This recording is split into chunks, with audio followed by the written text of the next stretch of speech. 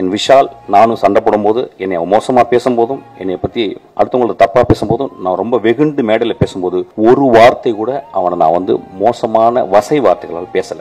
சொன்ன ஒரே வார்த்தை பொறுக்கின்னு சொன்ன வார்த்தை தான். எனக்கு அந்த வார்த்தையை சொல்லி அளந்துதான் சொன்னேன். மேடையில் அந்த சொன்னாங்க, என்ன சொன்னாங்கன்னா, ஒரு மேடையில் பேசுறதுக்கு நாகரிகம் வேணும்னு சொன்னாங்க. ஒரு மேடையில, அது என்ன மேடைன்னு எனக்கு தெரியல, ஒரு அரசியல் மேடை அல்லது, இது வந்து கூத்து செய்யும் கலைஞர்களுடைய மேடை. இது அந்த கூத்து கலைஞர்கள் வந்து கிராமங்கள்ல போனீங்கன்னா வள்ளி திருமணம் நிறைய நாடகங்கள்ல பாத்தீங்கன்னா, அந்த நாடகத்துல ஒரு 12 மணிக்கு ஒரு பப்பனும் ஒரு டான்ஸ்காரியும் வந்து பேசுவாங்க. அது தமிழகம் முழுக்கும் தெரியும். அது ரொம்ப நாக்கூசுற வார்த்தைகள் பேசுவாங்க. அது ஏன்னா அது ஒரு மக்களுக்கு அது ஒரு விதமான ஒரு வெளிப்பாடு, அது ஒரு விதமான நகைச்சுவை. அந்த நகைச்சுவையின் அடிப்படையில் தான் அன்னைக்கு நான் பேசினேன். ஆக்சுவலா யாரையும் புண்படுத்தணும் பேசவே இல்லை. ஏன்னா ஒரு படத்தினுடைய விழாக்கு வந்திருக்கேன், அந்த படத்தை பத்தி நான் பேசணும். அந்த படம் என் ஆன்மாக்குள்ள சென்றுச்சு. அந்த படம் பெருசா ஓடிச்சுனா கூட எனக்கு தெரியல. அந்த படத்தினுடைய நடிகர்கள், அந்த படத்தினுடைய இயக்குனர், அந்த படத்தை தயாரித்தவர்கள் வந்து அவ்வளவு அழகான விஷயம் பண்ணிருக்காங்க. அதை பேசணும்னு நினைச்சேன். அதை பேசுறதுக்கு வந்து இந்த படம் நல்லா இருக்கு, இந்த படம் இப்படி இருந்தா நல்லா இருக்கும் நான் பேசல. என் மனதில் ஆழத்திலிருந்து தான் பேசினேன். அது பேசுனது உங்களுக்கு வந்து பாதிச்சிருக்கு. நான் கேட்கிறேன், திருக்குறள்ல காமத்துப்பால் இல்லையா, பெருமாள் முருகன் எழுதின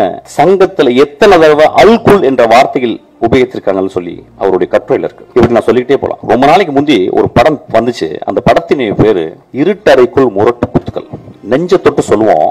அந்த டைட்டில் முதல்ல வந்த உடனே அந்த இருட்டறைக்குள்ள முகமது அலியும் டைசனும் பாக்ஸிங் போறான்னு நினைச்சோம். மனசத்தோட சொல்லுங்க, ஒரு ஆபாசமான டைட்டில் இல்லையா? வித் டியூ ரெஸ்பெக்ட் அந்த டைரக்டரையும் அந்த ப்ரொடியூசரையும் பத்தி நான் பேசல, ஒரு எக்ஸாம்பிள் சொல்றேன். அப்ப அந்த படத்தை பார்த்து, ஓ அதுக்குள்ள 2 பேரும் பாக்ஸிங் போட போறாங்கன்னு படம் போன பிறகு அதே மாதிரி பாக்ஸிங்கா படத்துல இருந்துச்சு. இப்ப இந்த 10 இடங்கள்ல வந்த மோசமான விரச காட்சிகளை கொண்ட படம் இல்லையா அது? அப்ப என் நண்பர்கள் அந்த படத்தை பத்தி யாரோ விமர்சிச்சாங்களா? என் தம்பி விஜய் சேதுபதி, என் தம்பி நாகராஜன் குமார் ராஜா ஒரு படம் எடுக்கிறான். அந்த படத்தினுடைய முதல் ட்ரைலர்ல தம்பி பேசிட்டே வந்து கடைசி வார்த்தை, அது வேணா இது இல்ல அது இல்ல அதுன்னு சொல்லி கடைசியில ஒரு வார்த்தை சொன்னா பாத்தீங்களா? அந்த வார்த்தை கெட்ட வார்த்தை இல்லையா? இன்னைக்கு நண்பர்கள் சும்மா இருந்தீங்களா? எல்லாரும் பாக்குறாங்கல்ல. 3 நாட்கள் என்ன கிட்டத்தட்ட 300-500 பேர் எனக்கு போன் பண்ணாங்க. நண்பர்களே, பெண்கள் போன் பண்ணாங்க நிறைய பேர். பத்திரமா இருங்க அப்படின்னாங்க. ஐயா, என்னை பத்தி நீங்க சொல்லணும்னா என்னுடைய படங்களை பார்த்து சொல்லணும். என்னை பத்தி சொல்லணும்னா வெற்றிமாறன் இன்னைக்கு அழைச்சிருக்கான்ல, அவன்கிட்ட கேளுங்க. என்னை பத்தி உங்களுக்கு தெரியும்னா என் தந்தை போல ஒருத்தர் உட்கார்ந்துருக்காரு பாருங்க, அவர்கிட்ட கேளுங்க. நீங்கள் நேரம் வந்து என்கிட்ட போன் பண்ணி திட்டலாம், பேசலாம். எவ்வளவு 3 நாட்கள் எல்லா தொலைக்காட்சியில நான் தான் இருந்தேன். என் படங்கள் நல்ல படங்கள் இல்லையா? என் படங்களில் சமூக கருத்து சொல்லலையா? என் படங்கள் பேரன்பு இல்லையா? நான் வந்து உடனே ஒரு பெரிய ஒரு ஆக்டர் போய் கதை சொல்லி நான் பெருசா வின் பண்ண நினைக்கலையா? நான் கமல் சார்ட்ட போயிட்டு திரும்பி வந்துட்டேன். ரஜினி சாருக்கு எனக்கு சொல்ல வாய்ப்பு கிடைச்சது, நான் சொல்லாம வந்துட்டேன். படங்களை நேசிப்பவன் இல்லையா? படங்களையும் மனிதர்களையும் மனித இனங்களையும் பிராணிகளையும் இயற்கையும் நேசிப்பவன் ஐயா. நான் உதிரிப்பூக்குள்ள ஒரு சீன் வரும். அதுல வந்து அந்த மோசமான மனிதன், அந்த ஈவில், அவன் கடைசியில சொல்லுவான் அந்த ஊர் மக்களை பார்த்து, ஊர் மக்கள் சொல்லுவாங்க நீ சாப்பிடாம.